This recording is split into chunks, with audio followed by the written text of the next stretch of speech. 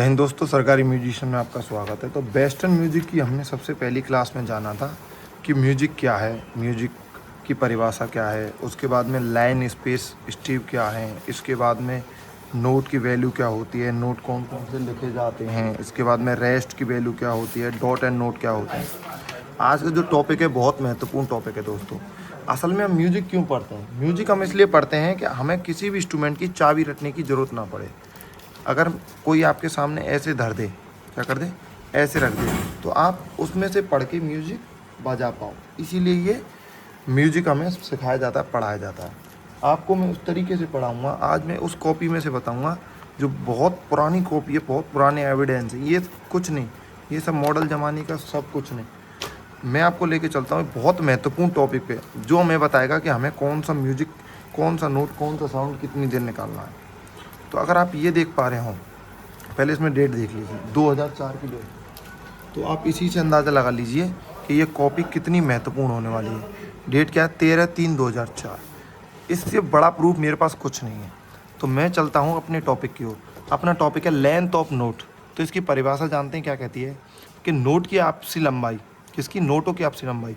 Music में ये note हैं, इनकी आपसी लंबाई म्यूजिक में नोटों की लंबाई इस प्रकार होती है कि बाद वाला नोट पहले वाले नोट का आधा होता है तथा अगले वाला नोट 2 गुना हो जाता है। मतलब इधर आ जाइए कि मान लीजिए ये तो पहला नोट है और ये बाद का नोट है, जैसे कि ये पहला और ये बाद।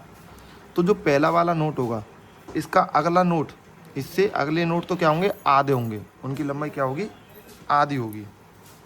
जो पहले वाले नोट हैं उनकी लंबाई क्या होगी? आधी होगी। और जो ये तो देखिए पहला, ये बाद। तो म्यूजिक में नोटों की लंबाई इस प्रकार है कि पहले वाला नोट बाद वाले नोटों का 2 गुना। भाई इन दो को मिला के ही तो बना है ये 2x, तभी तो ये 2 गुना है। और बाद वाला नोट आधा होता है। इसको देखें तो ये आधे हैं। थोड़ी सी कन्फ्यूजन लग रही होगी, इसलिए मैंने ये समझा रहा हूँ आपको कि जो बाद वाला नोट होगा वो पहले वाले नोट का आधा होगा, और ये बाद वाला नोट होगा, ये पहले वाले नोट का 2 गुना होगा। अगर इधर से जाएं तो ये सब 2 गुने होते जाएंगे, और उधर से ऊपर से नीचे आएंगे तो ये सब आधे होते चले जाएंगे। जैसे इधर आ जाओ, ये नोट है अपना सेमी ब्रेव।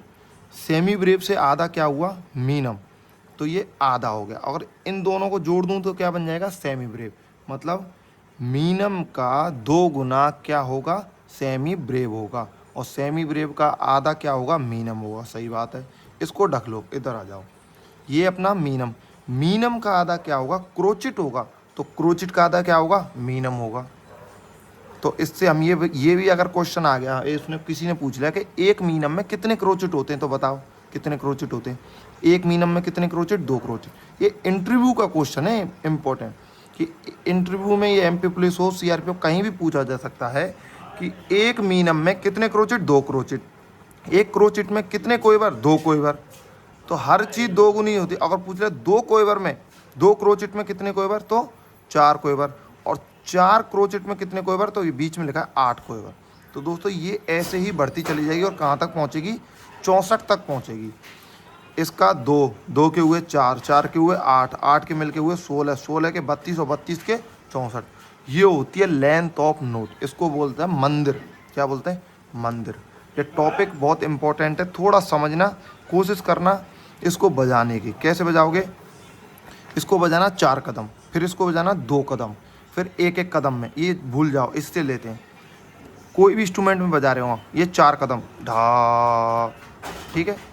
इसके बाद में मैं बताता हूँ, जो स्टिक के इंस्ट्रूमेंट होते हैं, जैसे कि अपने साइड ड्रम हुआ, बेस ड्रम, उनमें ये नहीं बजेगा, ये नहीं बजेगा, यहाँ से स्टार्ट होगा उनमें।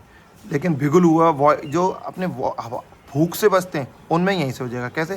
ढा 4 कदम, फिर ढा 2 कदम, फिर ढा ढा, फिर ढा डा ढा डा, फिर ढा डा ढा डा ढा डा ढा डा, फिर ढा डा डा डा डा डा डा डा डा डा। ऐसे बजाने की इसको प्रैक्टिस करना, चढ़ना उतरना।